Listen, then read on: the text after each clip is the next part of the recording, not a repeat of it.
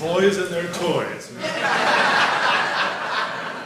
Come, whoever you are, wonder, worship, lover of the evening. Ours is no caravan of despair. Come, yet and come. Come, come, whoever you are, wanderer, worshiper, lover of the evening. Ours is no caravan of despair. Come, yet and come. Good morning, everyone. Good morning. Good.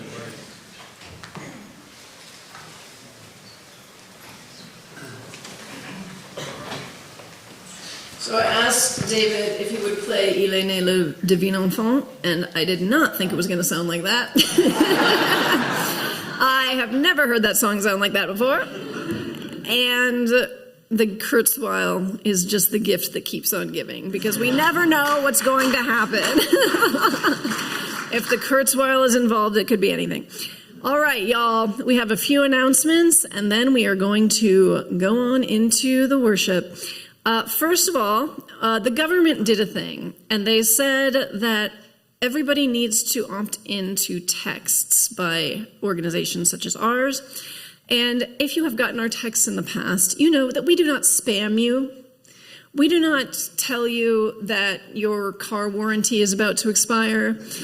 We do not, ask if you would be willing to sell your home, or perhaps one that you've never owned or seen, for a reasonable amount.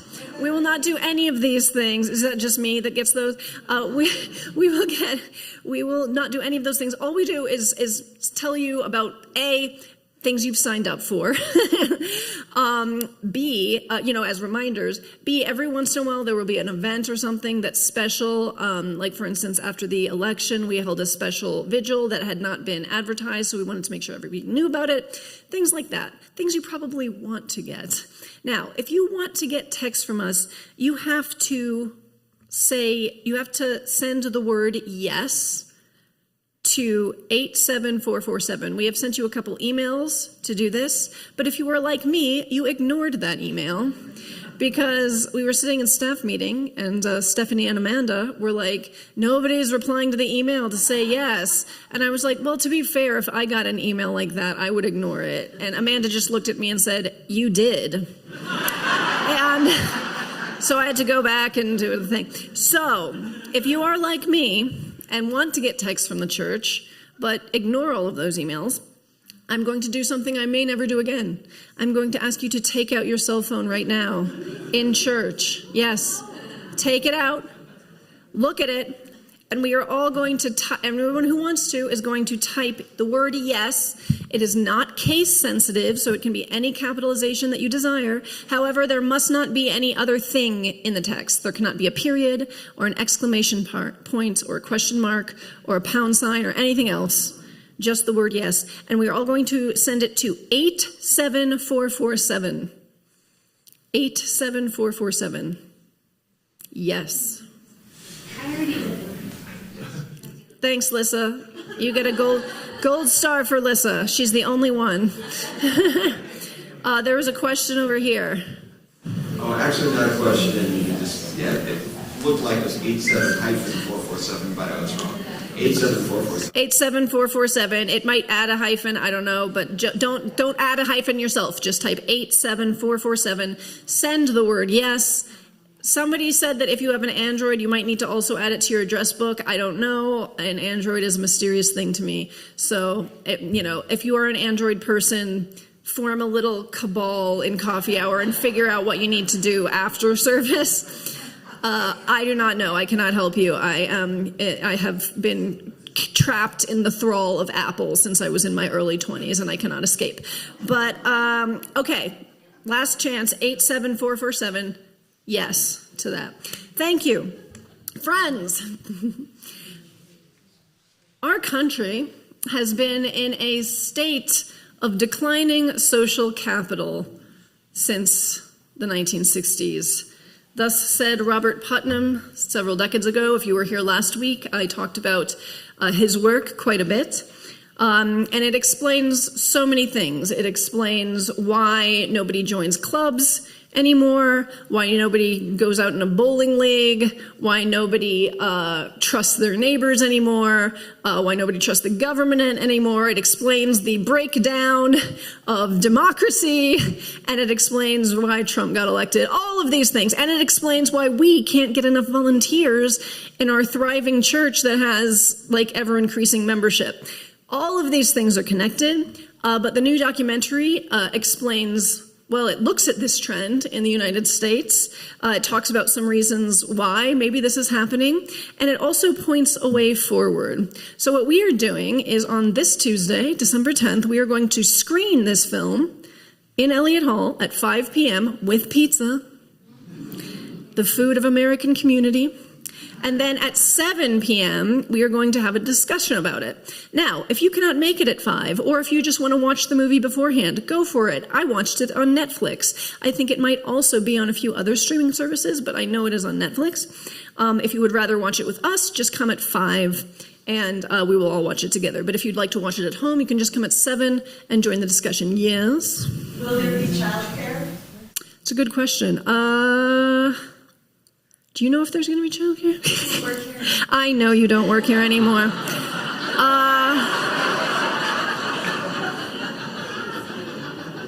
There should be. There should be. There should be. I think I want there to be. I want there to be. Yeah, sign up for text and we'll let you know. I like the way you think. That's a great question, and it's one of those things that I think there should be. Okay. We will know by Tuesday.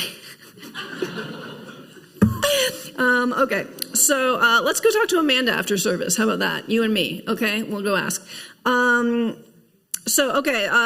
Reverend Monica is doing Bring Your Own, it's BYOD, Bring Your Own Drinks and Build Your Own Democracy. Feeling scared and uncertain about the direction of our democracy? Spending too much time on social media? Wishing you could talk to people in person? Want to make new friends and save the world? Join us for BYOD. Bring your own drinks, build your own democracy, a new monthly discussion salon and workshop for the progressive community. The December one will be December 13th, that's a Friday, 7 to 9 p.m. Please feel free to bring your own wine, beer, or non-alcoholic libation, please no liquor. And also feel free to bring a friend because it is open to the entire Salt Lake community. Finally, how many of y'all know about SLAC, Salt Lake Acting Company? Oh, yes. It's a very cool, I think, it's a very cool local progressive theater company. And the really cool thing about it is it started right here in this building. Did you know that? More than, I didn't know that. Well, I did know that, but I didn't know that until I worked here. And there was, it started right there in Elliott Hall, I think about 40-ish years ago.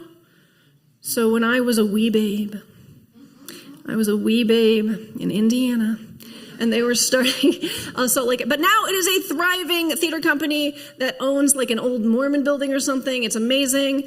I've seen multiple shows there since I've been there, and we continue to have a relationship with them. And I'm excited to say that on January 13th, which is a Monday, they will be performing a staged reading of my musical Beloved King. So staged reading is, there'll be actors on stage with microphones and scripts, so there won't be blocking, there won't be any of that, but we will get to see the show in its entirety, and it will include the songs. So if you're interested in seeing this, if you don't know about it, it's a gay Bible musical. It's about David and Jonathan in the Bible. If you know, you know. But, if you want to see it, you do need tickets. The tickets are free, but you've got to go to the SLAC website and reserve your spot. Just letting you know, that's January 13th. I didn't want anyone to be mad that I didn't tell them. All right, y'all, that is all the announcements that we have. And we are going to get into worship. So let's take a breath.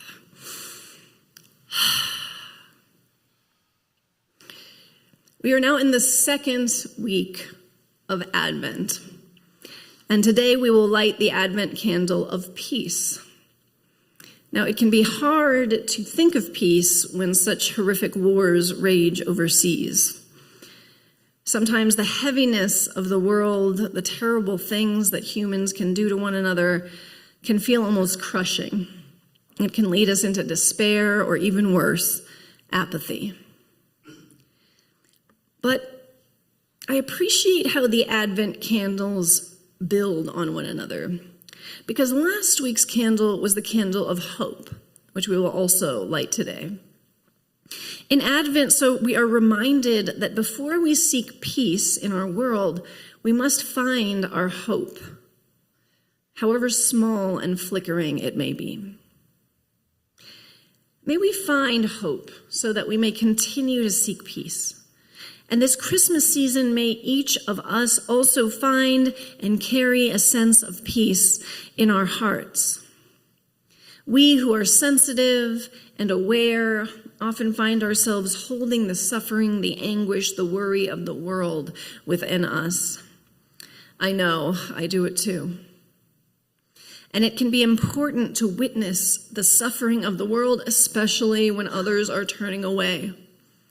But when we ourselves become overburdened with the suffering of others or with worry for our future, these things no longer serve their purpose. As we light our Advent candle today, I invite you to search within yourself and find a place that feels peaceful. Even if that place is tiny, I invite you to rest your attention there for these next few moments.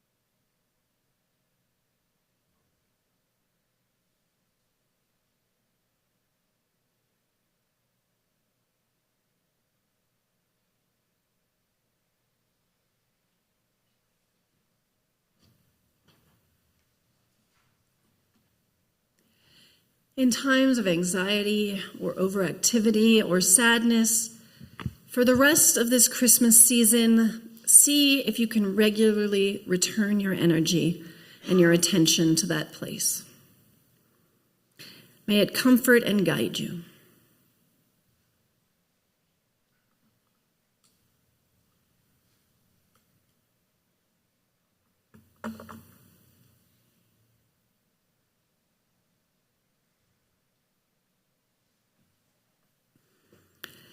My friends, we are going to join in song for our opening hymn, and it is a new to us hymn.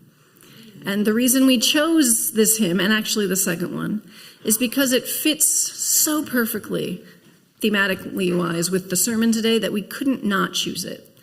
But as I mentioned, it is new, but we can handle new things. We can do them together. And fortunately, David has recruited 3 wonderful cantors from our choir to help guide us through.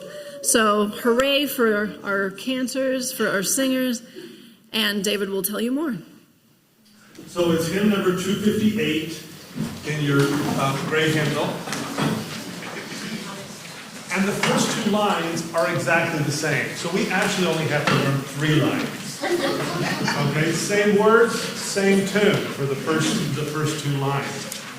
It goes pretty easily. And this would be the one for you to build confidence in. The closing hymn is harder.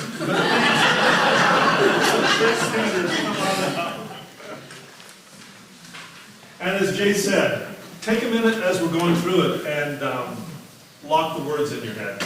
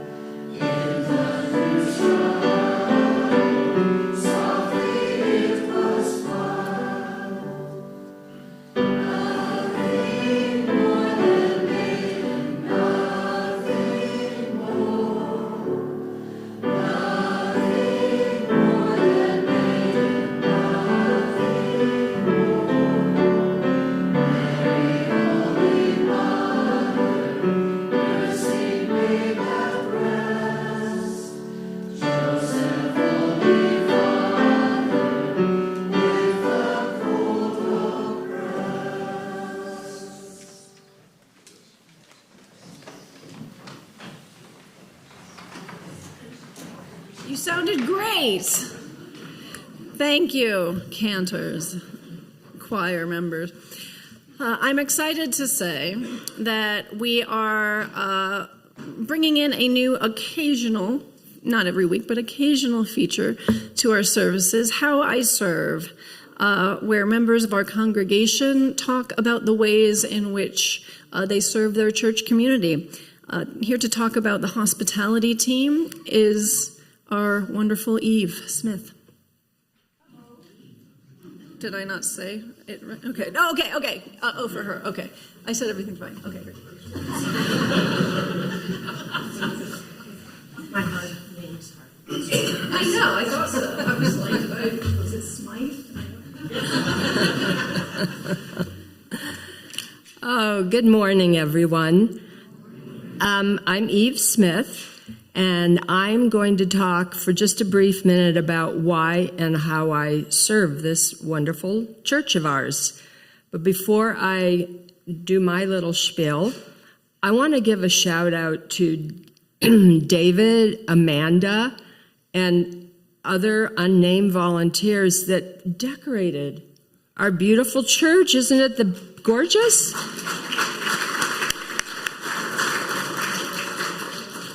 So thank you. I'm the team leader for the Welcome Committee, which is part of our hospitality team. And the hospitality team are our coffee people that are so dedicated, our greeters, which are fabulous, and our welcome people that are awesome. And every Sunday, our team runs the welcome table for both services. We welcome new people and we help them connect to all that the church offers. We like to think of ourselves as sort of part of the engine that drives new memberships, and most importantly, we help people feel seen and warmly received. And guess what? We're looking for more volunteers. Our job is fun. The job is surprisingly fulfilling, and it's easy to learn. People think it looks so complicated. It's not. And you only need to sign up for one shift, one service a month, which is not really a giant commitment, especially compared to what a lot of people on volunteer teams do, way more service than that. So as I become more involved as a church volunteer, I have been so amazed by how many wonderful people it takes to make our church the vibrant community that it is. The level of commitment that all the people that serve on our various teams, the commitment they have to our covenant community has really been inspiring to me. So why do I personally serve? Honestly, serving the church for me first really came out of a sense of responsibility, sort of a pay it forward, as you say. However, as I became more involved in volunteering, I realized that this sense of duty was also giving me a profound and unexpected religious spiritual lift. Volunteering has personally brought me the gifts of a heightened sense of purpose, increased social connection, a sense of belonging, and the immense satisfaction of being a part of something that is bigger than me. We have so many new people coming to our church, and it feels really good to welcome others as I was welcomed. The practice of welcoming is more important now than ever, I think. I'm going to leave you with a borrowed phrase that I have always loved. You can't keep it if you don't give it away. So, please join us and leave your name if you're interested, and your contact information at the welcome table if you're interested in welcome table, greeters, or coffee. We would love to have you, as would all the other teams. So, thank you.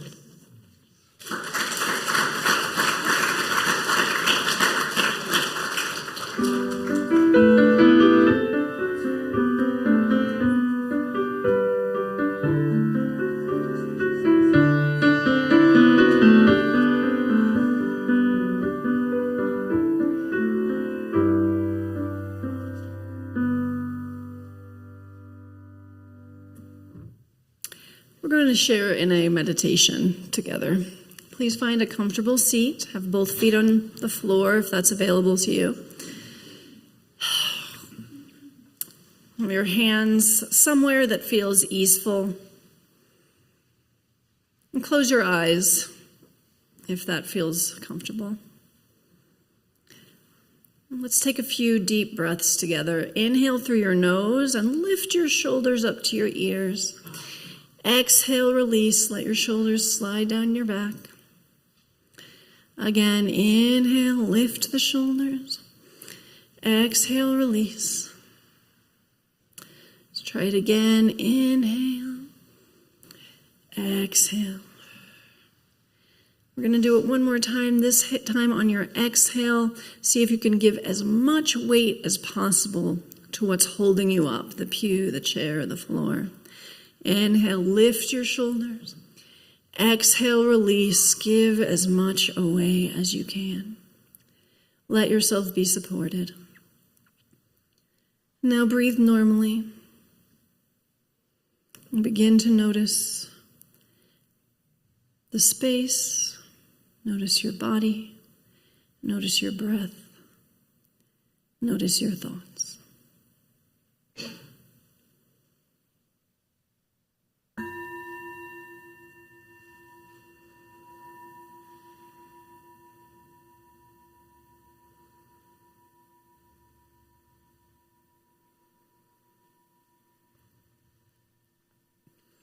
Now in your mind's eye, picture someone that you love. No question at all, you love this person. Picture what they're wearing, picture their facial expression. Say silently to this person, may you be safe, may you be happy, may you be healthy, may you live with ease.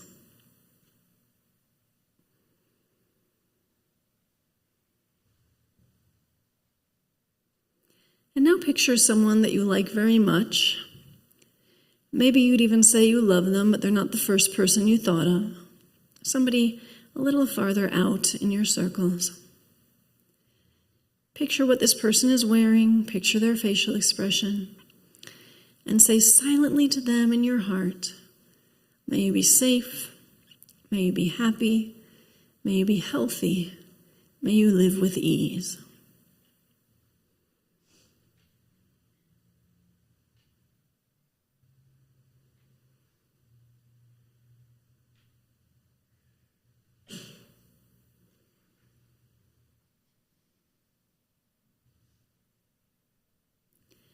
And now picture someone that seems perfectly fine, but they're a little farther out on your radar. Maybe an acquaintance from work or church or school. Picture what this person is wearing. Picture their facial expression. And say silently to them in your heart, may you be safe, may you be happy, may you be healthy. May you live with ease.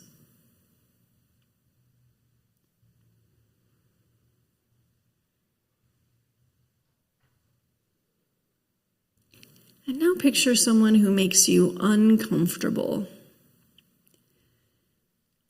Maybe somebody who you've had a falling out with, or somebody who has one or more very wrong opinions. Picture what this person is wearing. Picture their facial expression. And say silently to this person, may you be safe. May you be happy. May you be healthy. May you live with ease.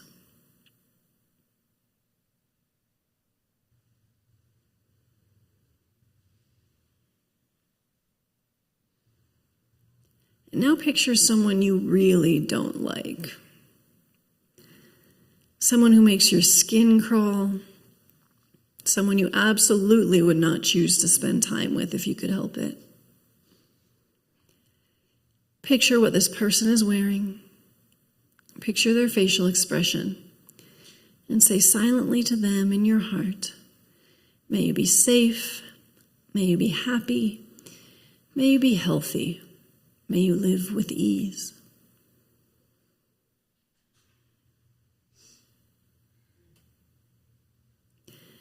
And now picture the whole world. All 7 to 8 billion people. Imagine holding all of that joy, all of that sorrow, all of that laughter, all of those tears in your heart. And say to the whole world in your heart, may you be safe, may you be happy, may you be healthy, may you live with ease.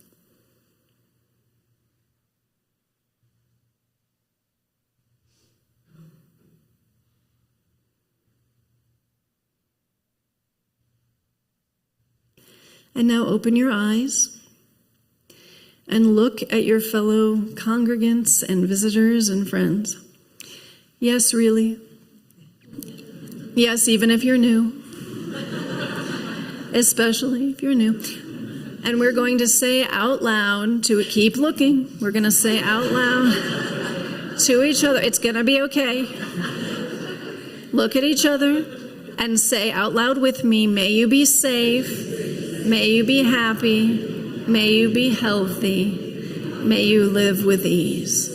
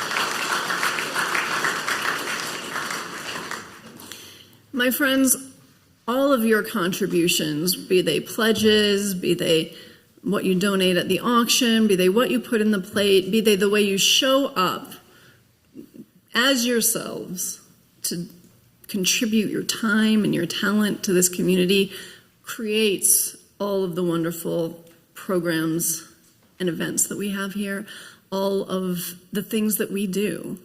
We do not have a organization that bankrolls us like some other religious communities. Each Unitarian Universalist congregation is its own little nonprofit. And that also means that we get to decide together how we show up in our community. We get to decide together what programs we want to create.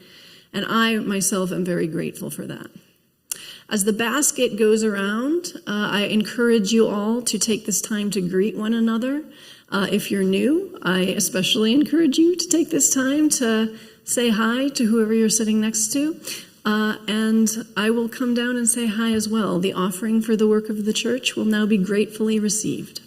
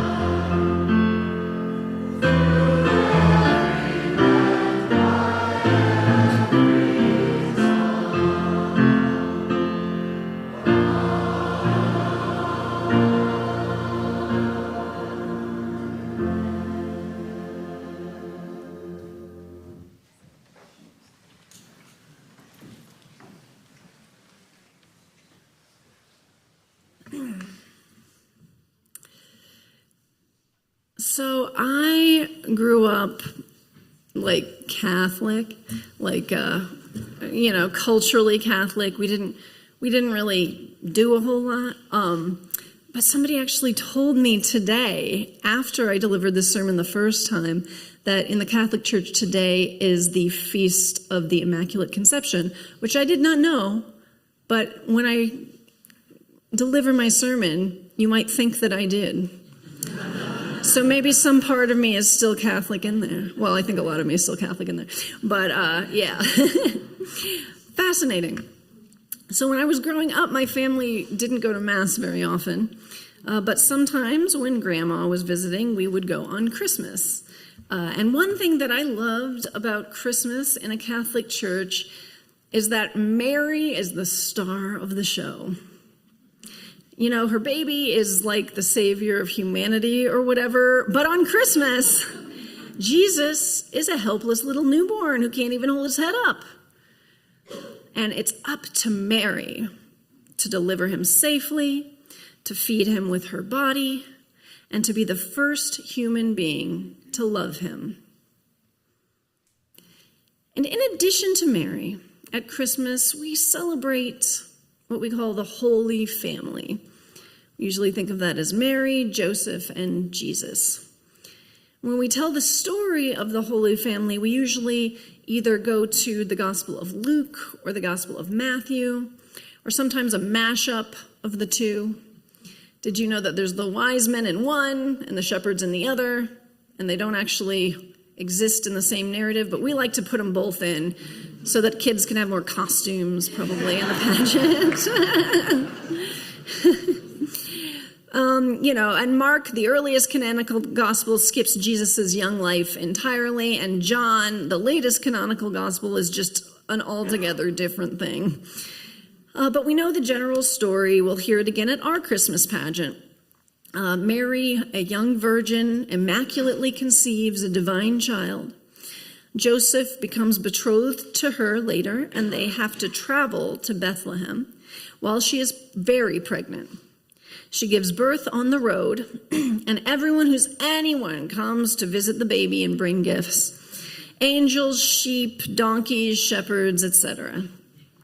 But did you know that there are other versions of the Christmas story? I'm talking even outside of Luke and Matthew.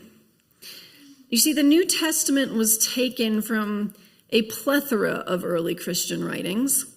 In the 4th century, Athanasius of Alexandria and his church father bros compiled what we know now as the 27 books of the New Testament. But there were so many other gospels and letters floating around in early Christian communities. Some of them were what we call the Gnostic Gospels. Those occasionally get a lot of press or like a bad movie made about them.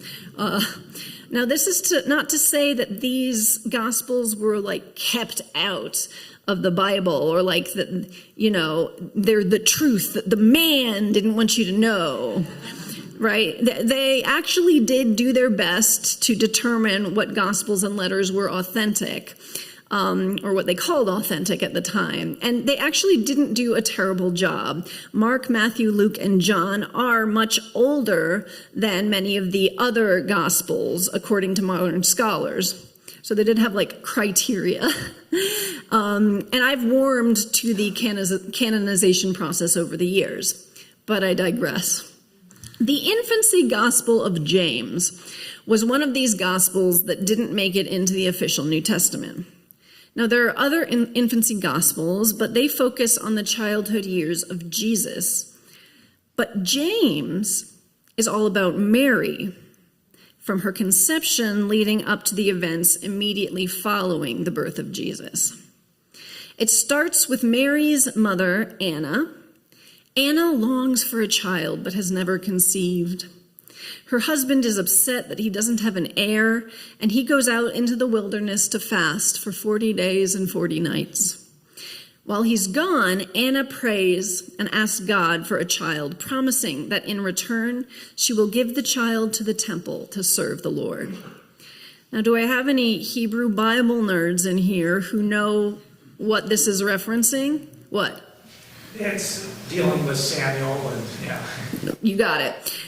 So in the Hebrew Bible, in the book of Samuel 1, a woman, Hannah, so Anna, Hannah, it's not subtle, they never are, but Hannah similarly has never had a child, she longs for a child, and she prays and asks God to give her a child, and she says if she conceives, she will then dedicate the child to the temple, and so that child will serve the Lord in the temple. That child is Samuel, who eventually becomes the prophet of the Lord. Okay, that was a long time before this. Many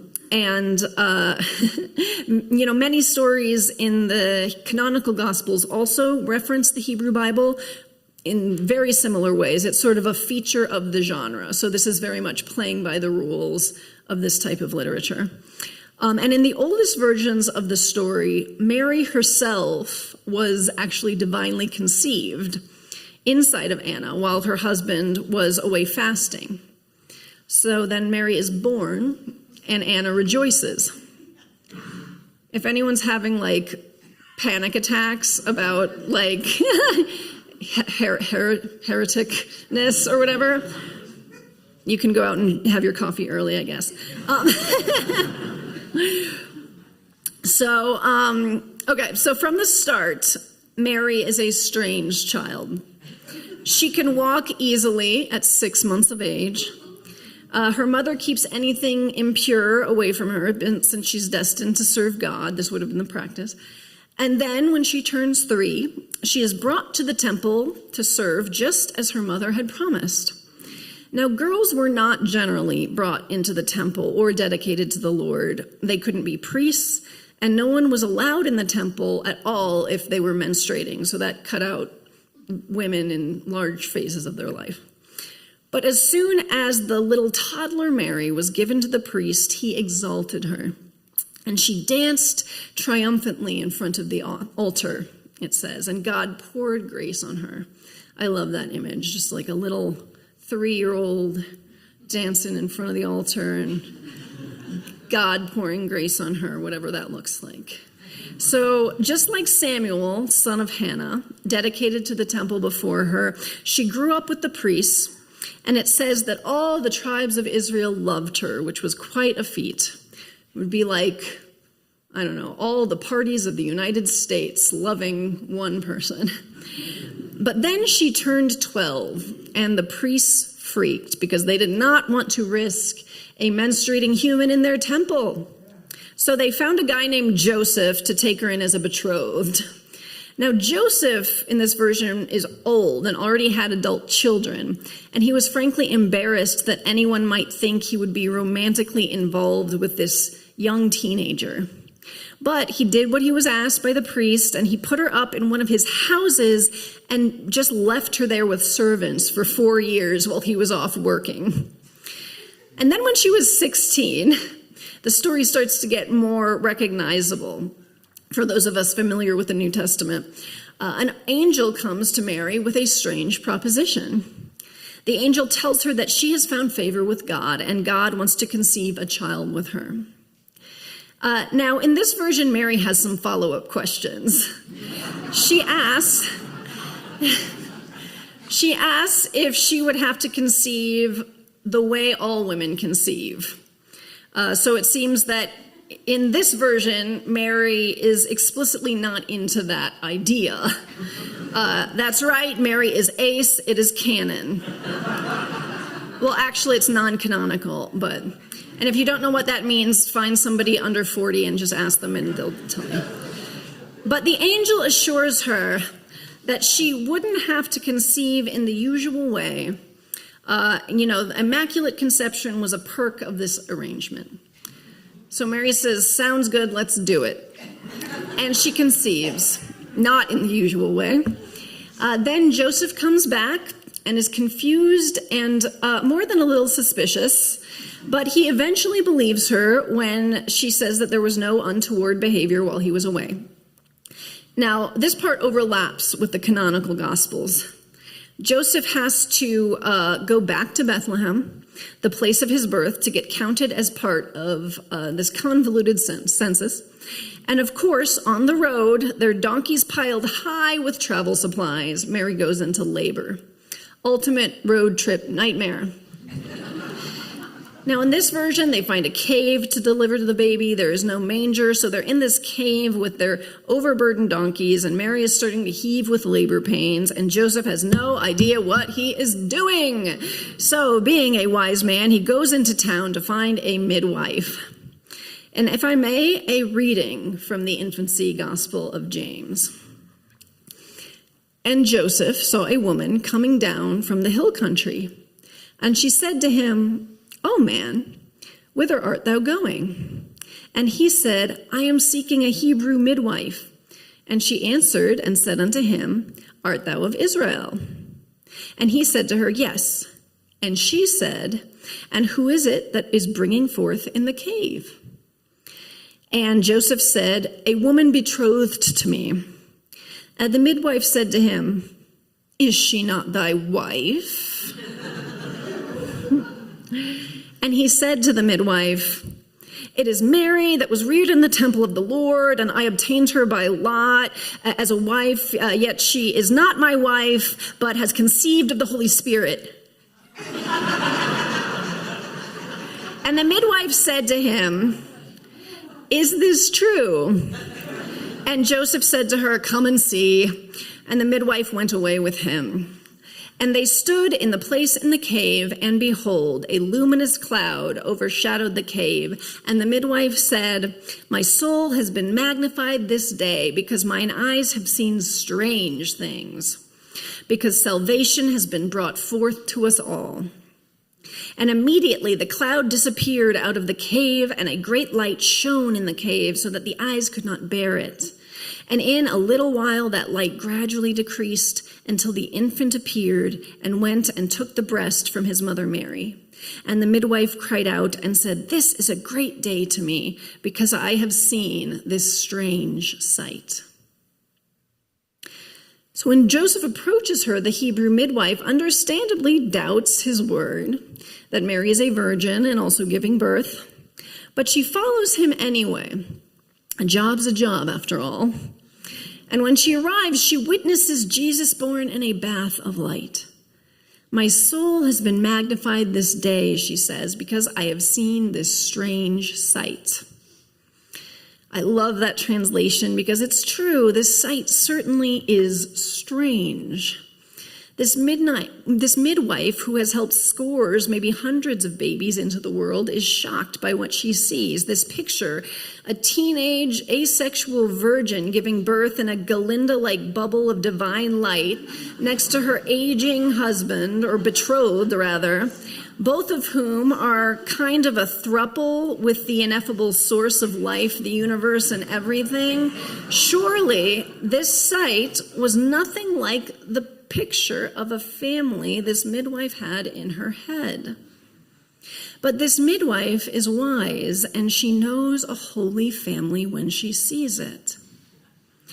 My soul has been magnified this day because I have seen this strange sight. The Infancy Gospel of James was not an obscure gospel. It was widely circulated and widely read even after the New Testament was canonized. In fact, the stories about Mary that are in the Quran seem to draw on this same tradition. Mary and the Holy Family have been reimagined and analyzed through the ages in faith, in historical context, and in pop culture. However, if you bring up Mary and the virgin birth in earnest, in mixed UU company, you could ruin dinner. I know many humanists who scoff at the idea that anyone could have ever believed that Mary was a virgin. But I will say, as a member of the LGBTQ community, I know several people personally who might have traditionally been called virgins, who have in fact conceived and given birth. And I have known many, many more impossible families over the years.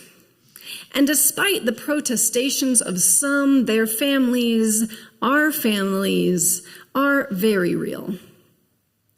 And I've also heard the idea of the Virgin Mother disparaged by feminists who claim that it places unrealistic purity standards on women. But if Mary wasn't a virgin, then she was an unwed teen mom. And even then, Joseph enters the picture later, a father with no biological connection to Jesus, still not the picture of what we might call a traditional or ideal family. But families are strange. And if we cling too hard to our image of what a family should be, we might miss all the holy families right in front of us. The truth is that Mary is the Immaculate Virgin and the unwed teen mom and everything in between and outside. The truth is Joseph is a befuddled co-father stumbling through his responsibilities as part of this holy triad, doing his best even when he doesn't really understand what's going on. No matter which narrative you like, in these stories, this family is strange. And also in every one of these stories, this strange family is the seed of our salvation. My friends, I think one of the things these stories are trying to tell us is that we must not make an idol of our images of the ideal family. Because there is no ideal family. Even the ideal family is not the ideal family. Or maybe to frame it another way, any family can be an ideal family, a holy family, if we're far enough into December that I can bust out those words. I know that my idea of what makes a family has changed over the years. I no longer think of families exclusively a heteronormative nuclear family. I no longer even think a family needs to be tied together by a romantic partnership. There are so many types of families. There are platonic friend families. There are queer families. There are blended families. There are chosen families. And my idea of what makes a family is still always changing. May my heart, may my soul continue to be open and loving enough to see the many new ways that family can look. For if there is such a thing as salvation in this world or the next, it almost never comes to us in the forms that we expect. As we move into this Christmas season, may we see the families we have for what they are: beautiful and strange and holy. Even if those families aren't what we might call ideal or perfect, even if they don't look like the picture we've always had in our heads. May we be like that wise midwife in the story. When we see a holy family before us, may we not be distracted by our own preconceived ideas of what a family should be. May we rejoice as she did. May we say, my soul has been magnified on this day, for I have seen this strange sight. May it be so. My friends, you're going to do great on this hymn. You're going to do so great. It's number 1062. It's a little wobbly, but you know what? Let's not have a picture of the ideal hymn in our heads. Let's practice being in relationship with one another. Let's practice being a singing family that can be beautiful in many ways. So please rise in body or spirit. Number 1062 in the teal hymnal.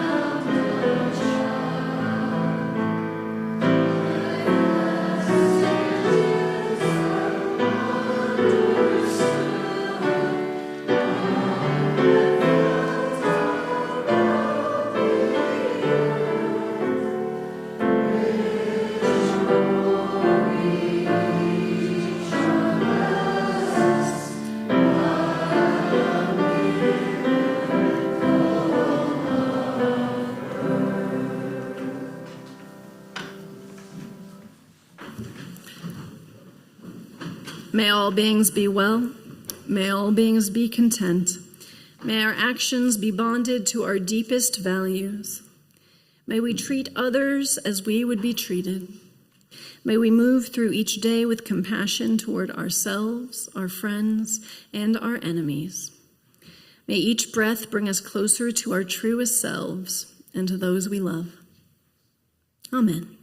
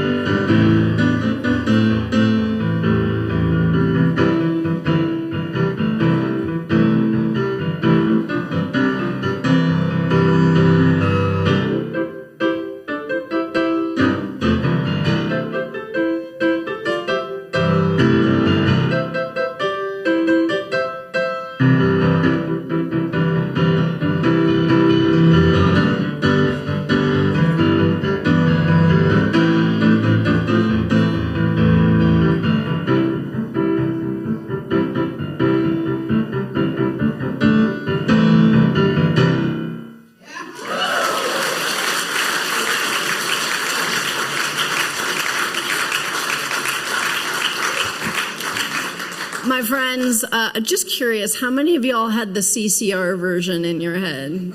Yeah? How many had the Tina Turner version? Okay. Oh, all right. Mine kept going back and forth. How many of you have no idea what that was? Okay, a few people, so I'll enlighten you during. My friends, if you would like to sing Christmas carols that you do know, please join us next week for Lessons in Carols. And I hope you will join us right now in Coffee Hour out in Elliott Hall. Thank you so much for joining us today, and I look forward to speaking to you out there. Go forth.